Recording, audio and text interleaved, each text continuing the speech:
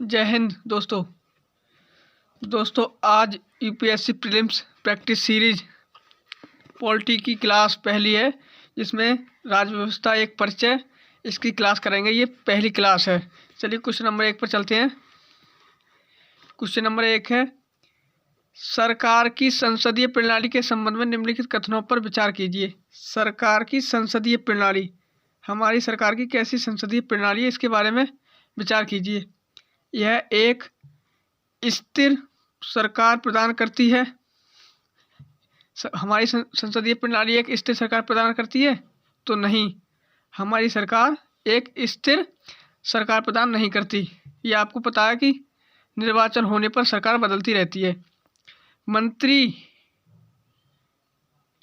कथन दूसरा है, मंत्री विधायिका तथा कार्यपालिका दोनों के सदस्य होते हैं। मंत्री विधायिका तथा कार्यपाल दोनों के सदस्य होते हैं। हाँ, ये एकदम सही है। मंत्री विधायक और कार्यपालिका दोनों के सदस्य होते हैं। कथन तीसरा है, इसमें सरकार की नीतियां निरंतरता को बनाए रखा जा सकता है।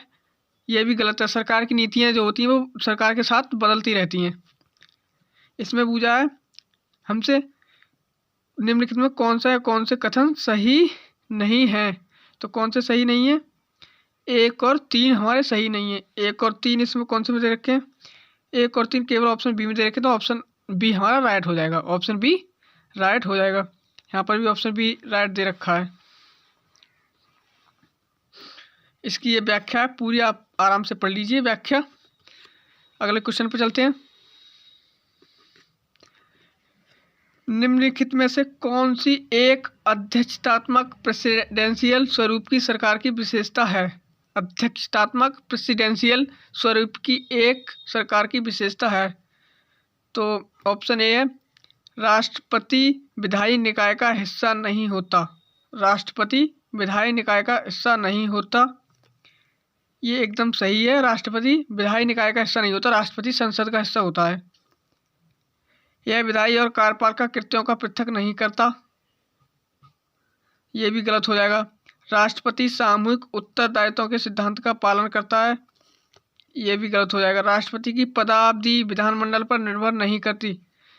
राष्ट्रपति की पदावधि विधानमंडल पर निर्भर नहीं करती, ये गलत हो जाएगा। ऑप्शन ए इसमें राइट है। ये राष्ट्रपति की अध्यक्षतात्मक स्वरूप शक्तियाँ दे रखी हैं। ने आप पढ़ लीजिए। क्वेश्चन नंबर 3 पर चलते हैं। निम्नलिखित में से कौन सी एक भारतीय परिसंघवाद की विशेषता नहीं है? परिसंघवाद की एक विशेषता नहीं है। भारतीय परिसंघवाद मतलब संघवाद और उसके अधीन सरकार, उसके बराबर की सरकार। जैसे इसमें ऑप्शन ए, प्रत्येक राज्य सरकार की स्वयं की शक्तियाँ होती हैं। जी हाँ, एकदम सही बात है। भारत में हर राज्य की अलग अलग शक्तियाँ हैं, जो अनुसूची 7 में शक्तियों का बंटवारा किया गया है। राज्य सूची, केंद्र सूची और संघ सूची।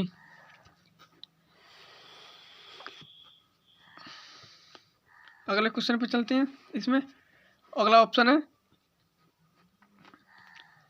न्यायालय को संविधान और सरकार की विभिन्न स्तरों की शक्तियों का निर्वाचन करने की शक्ति है। न्यायालय को संविधान और सरकार की विभिन्न स्तरों की शक्तियों का निर्वाचन करने की शक्ति है, एकदम सही बात है। न्यायालय संविधान की, सरकार के विभिन्न स्तरों की शक्तियों का निर्वाचन कर सकते हैं। राज्य केंद्र सरकार के अधीनस्थ है, ये गलत हो जाएगा। राज्य केंद्र सरकार के अधीन नहीं है। राज्य और केंद्र की शक्तियाँ अलग अलग हैं। ऑप्शन डी है, सरकार के हर स्तर के लिए राजस्व के स्रोत स्पष्ट रूप से विनिर्दिष्ट हैं। सरकार के हर स्तर के राजस्व के स्रोत स्पष्ट रूप से निर्दिष्ट हैं। हाँ, ये एकदम सही है कि राजस्व के लिए कर लगाने की अनुमति राज्य सरकार और केंद्र सरकार को दोनों के लिए है। ऑप्शन इसका सी राइट हो जाएगा। ये इसकी व्याख्या दे रखी है, पूरी व्याख्या है, इसे आप पढ़ लीजिए। व्याख्या, पूरी व्याख्या। क्वेश्चन नंबर अगले पे चलते हैं।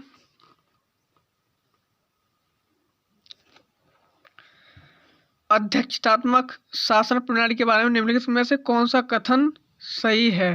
निम्नलिखित में कौन सा कथन सही है, हमें सही देखना है। शासनाध्यक्ष राज्य का अध्यक्ष भी होता है, शासन का अध्यक्ष राज्य का भी अध्यक्ष होता है, एकदम सही बात है। कार्यपालिका विधायी कार्यों को वीटो कर सकती है, ये भी एकदम सही बात है। कार्यपालिका विधायी कार्यों की वीटो पावर कर सकती है। तो इसमें हमें कूट देखना है, 1 और 2 दोनों सही हैं, 1 और 2 दोनों सही हैं, तो इसमें ऑप्शन सी हो जाएगा, 1 और 2 दोनों ठीक हैं। ये इसकी व्याख्या दे रखी है, पूरी व्याख्या पढ़ लीजिए इस क्वेश्चन की। क्वेश्चन नंबर अगले पर चलते हैं।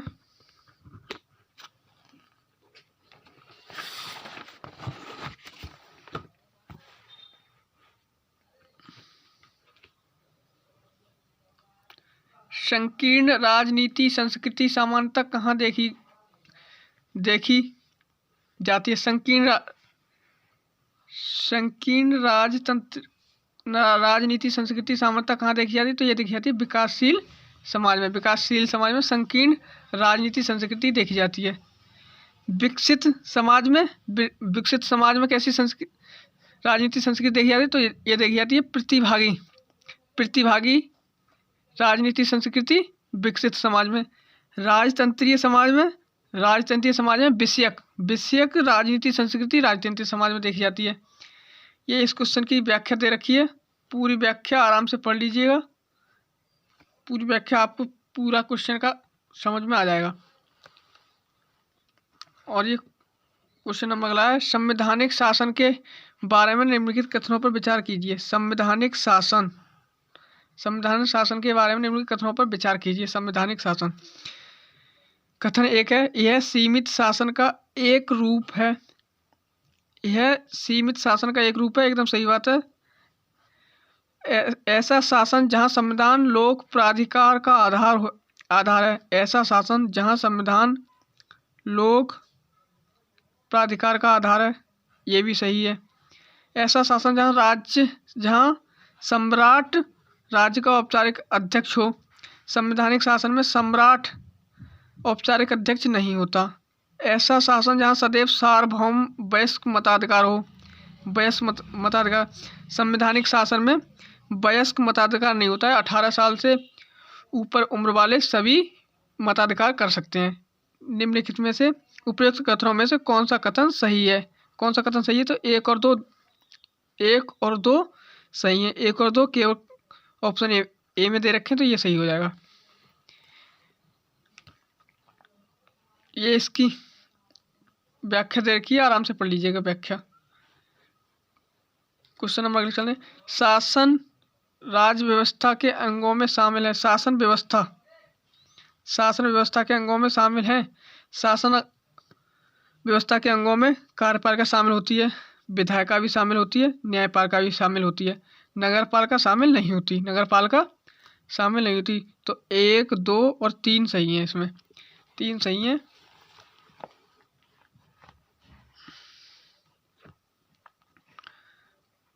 कूट दे रखे हैं इसमें, 1, 2, 3 सही है, तो ये इसका राइट आंसर हो जाएगा। 1, 2, 3 सही है। ये इसकी व्याख्या दे रखी है, पूरी व्याख्या पूरी पढ़ लीजिए। अगला क्वेश्चन है, निम्नलिखित कथनों पर विचार कीजिए। सार्वभौमिक वयस्क मताधिकार का अर्थ है कि देश के सभी वयस्क नागरिकों को वोट देने का अधिकार है। एकदम सही है। सार्वभौमिक वयस्क मताधिकार का अर्थ यही है कि जितने भी देश के सभी वयस्क नागरिक हैं वो वोट दे सकते हैं। लोगों का निर्णय ही लोकतांत्रिक सरकार का गठन करता है। और उसके कामकाज के बारे में फैसला देता है। ये भी एकदम सही है। तो इसमें क्या बुझा हमसे, कौन से कथन सत्य है? तो इसमें 1 और 2 दोनों सत्य है, तो ऑप्शन सी इसका राइट आंसर हो जाएगा। ऑप्शन सी राइट आंसर है। ये इसकी पूरी व्याख्या दे रखी है, व्याख्या पढ़ लीजिए। क्वेश्चन नंबर अगले पर चलते हैं।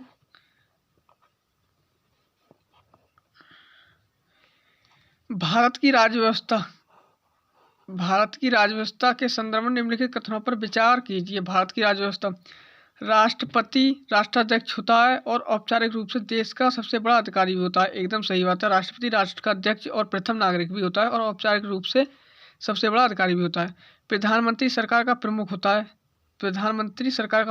है और सरकार की ओर से अधिकांश अधिकारों का इस्तेमाल भी वही करता है, ये भी सही है। राज्य व्यवस्था में ये दोनों करते हैं। मंत्री परिषद की नियुक्ति राष्ट्रपति द्वारा स्वेच्छा से की जाती है, ये गलत हो जाएगा। मंत्री परिषद की नियुक्ति प्रधानमंत्री की सलाह पर,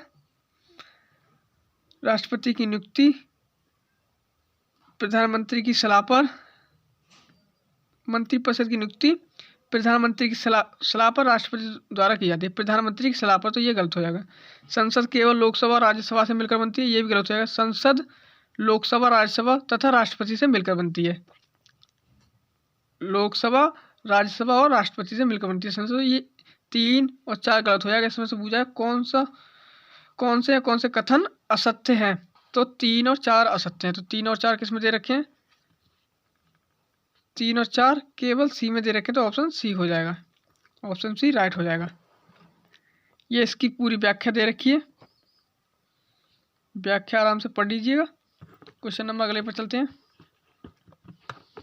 पूरी व्याख्या है, इसे पढ़ लीजिए। क्वेश्चन नंबर अगले पर चलते हैं।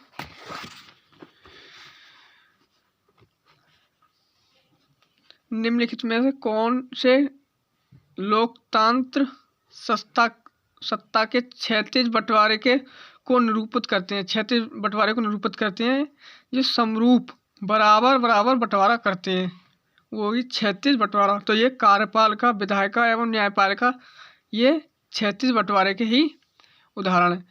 और कथन कूट दूसरा, केंद्र सरकार, राज्य व्यवस्था एवं स्थानीय सरकार, ये दोनों ऊर्ध्वाधर हो गए कि सबसे ऊपर केंद्र सरकार, उसके बाद राज्य सरकार, उसके नीचे स्थानीय सरकार होती। तो ये ऊर्ध्वाधर है, ऊपर की ओर बढ़ते हुए सबसे बड़ा केंद्र सरकार, उसके बाद राज्य सरकार, फिर स्थानीय सरकार होती है। तो ये ऊर्ध्वाधर होगा। तो हमें बुझा है क्षैतिज बंटवारा, तो ये हो जाएगा कार्यपालिका, विधायिका और न्यायपालिका। तो ऑप्शन ए एकदम राइट हो जाएगा। तो इसमें कूट देखा केवल एक सही है, एक सही है। ये पूरी व्याख्या से पढ़ लीजिएगा आराम से।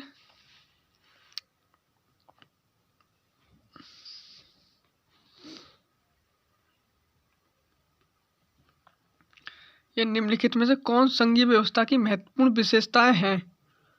कौन संघीय व्यवस्था की महत्वपूर्ण विशेषताएं हैं? इनमें से महत्वपूर्ण विशेषताएं कौन सी है? दो या अधिक स्तरों वाली सरकार, एकदम सही बात है। संघीय व्यवस्था वही है जैसे भारत में केंद्रीय सरकार और राज्य सरकार, केंद्रीय सरकार और राज्य सरकार दोनों मिलकर संघीय व्यवस्था बनाती हैं। तो ये एक या दो से अधिक स्तरों वाली सरकार हो गई। कानून बनाने, कर वसूलने और प्रशासन का अलग अलग अधिकार क्षेत्र, ये भी सही बात है। राज्य कानून बना सकता है, कर भी वसूल सकता है, और ऐसे ही केंद्र सरकार कानून बनाती है और प्रशासन भी कर सकती है। और अगला कथन है, संविधान द्वारा सरकार के हर स्तर के अस्तित्व और प्राधिकार की गारंटी और सुरक्षा है, ये भी सही है। अगला क्वेश्चन, राज्य की सरकार केंद्रीय सरकार के प्रति जवाबदेह है, ये गलत हो जाएगा। संघीय व्यवस्था में केंद्रीय सरकार राज्य के प्रति जवाबदेह नहीं होगी, नहीं तो फिर तो ये एकात्मक सरकार हो जाएगी, संघवाद सरकार नहीं रहेगी। तो इसका चौथा ये कथन गलत है। तो इसमें पूछा है कूट में विशेषताएं, महत्वपूर्ण विशेषता ऊपर वाली 3 दे रखी है, 1, 2, 3। तो इसमें 1, 2, 3 कौन से में? 1 और 2, 3 ऑप्शन सी में दे रखा है, तो ऑप्शन सी इसका राइट हो जाएगा।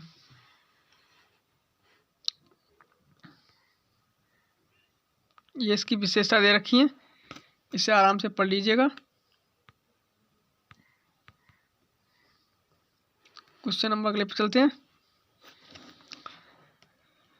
उदारवाद के संबंध में निम्नलिखित कथनों पर विचार कीजिए। उदारवादी व्यक्तिगत स्वतंत्रता को समानता जैसे अन्य मूल्यों से अधिक वरीयता देते हैं, एकदम सही है। उदारवादी कल्याणकारी राज्य की भूमिका को स्वीकार करते हैं, ये भी सही है। उदारवाद के अनुसार सामाजिक और आर्थिक असमानताओं को कम करने वाले उपायों की जरूरत है, ये भी सही है। तो उपयुक्त में से कौन से कथन सत्य हैं? तो ये तीनों सत्य हैं। तो ऑप्शन इसमें कौन सा कूट सही हो जाएगा? और इसमें कूट डी सही हो जाएगा, ऑप्शन डी एकदम सही हो जाएगा। डी ऑप्शन एकदम सही हो जाएगा। अगले पर चलते हैं। ये इस क्वेश्चन की व्याख्या दे रखी है, इसे पढ़ लीजिएगा पूरी व्याख्या। क्वेश्चन नंबर अगला है, निम्नलिखित कथनों पर विचार करें।